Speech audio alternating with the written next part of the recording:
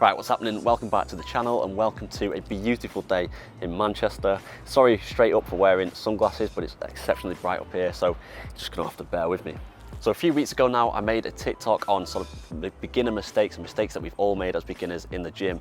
And much to my surprise, it did all right. And people were asking me to expand on a couple of the points in there. So that's exactly what I'm gonna do in this video.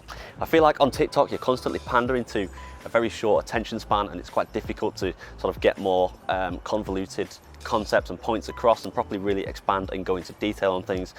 So that's what I plan on doing in today's video. So let's not waste any time, let's get straight into it then.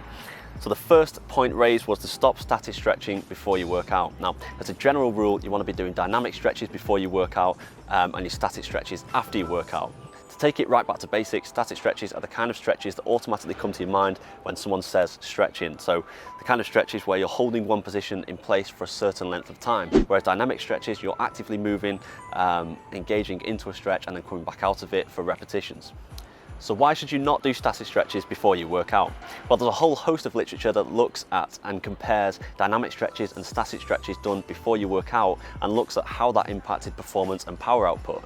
So to give you a quick overview, a 2019 study by Curry and colleagues compared light aerobic activity, static stretching and dynamic stretching on selective measures of range of motion and power in untrained females. Interestingly enough, when it came to range of motion, there was no significant difference at all. Now, a lot of people are doing static stretches before they work out under the proviso that it's going to in some way lengthen the muscle, give them a greater range of motion and consequently decrease the risk of injury. And of course, that's not at all congruent with the conclusion of this study. But more importantly than that, there was some noticeable disparity in the effect on power output. Take vertical jump height, for example. The dynamic stretching group saw an increase, while the static stretching group actually saw a decrease in performance. It's a similar story for time to peak force, where the dynamic stretching group improved 27%, whereas the static stretching group saw a 0%, no change at all. The conclusion that we can draw from this is that doing dynamic stretches before your workout may actually improve your power output and performance, whereas doing static stretches before your workout may at best have no effect at all, and at worst actually hinder your power output and performance. Now, the second point I raised was to start tracking your lifts. Now, there are two kind of key reasons you want to be doing this. Firstly is to ensure that you're progressively overloading. Now, there are a number of different ways that we can progressively overload. You can increase your sets and reps, you can decrease your rest time, but arguably the most efficient and effective way is to increase your weight slowly and progressively over time.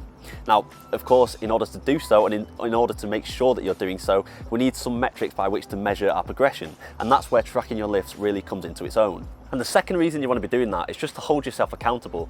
Everybody has those days where you go into the gym, you can't really be arsed training, you're hungover, you've been working late, whatever it might be, and the classic is you'll tell yourself, I'll just lift lower weights but higher reps. And those kind of sessions are obviously not optimal, but if you're tracking your lifts, you can look back at your previous day, your previous session, and use those numbers as a reference to hold yourself accountable to and try and at least match them, and if not, of course, beat them. And the last point I made was to start following a split, or even better, a program. Now, everybody, when they first started lifting, has had one of those days where you just walk into the gym, you've got no idea what you're going to train, you just pick up a dumbbell, start doing bicep curls, the next thing you're on a calf machine, then you're bench pressing, and it's just absolutely made up on the spot. Now, that's obviously, again, not at all optimal, and it kind of goes back to the previous point in terms of tracking your lifts and trying to ensure that you're progressively overloading. You can't really progressively overload if you're just lifting or doing different exercises every time you walk into the gym.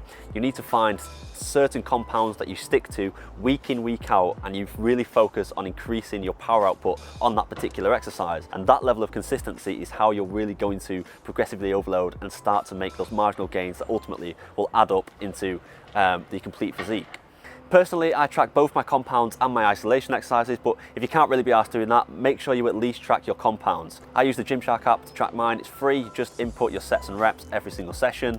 But there are a number of other free apps. Rep Count is one of them that I'm aware of, and I'm sure that there's plenty more. Or you could just go completely old school and take a pen and paper into the gym and mark down manually all of your sets and reps for the chosen exercises that you want to track. And that's kind of everything that I wanted to cover, really. If you've got any questions, feel free to leave them in the comments section.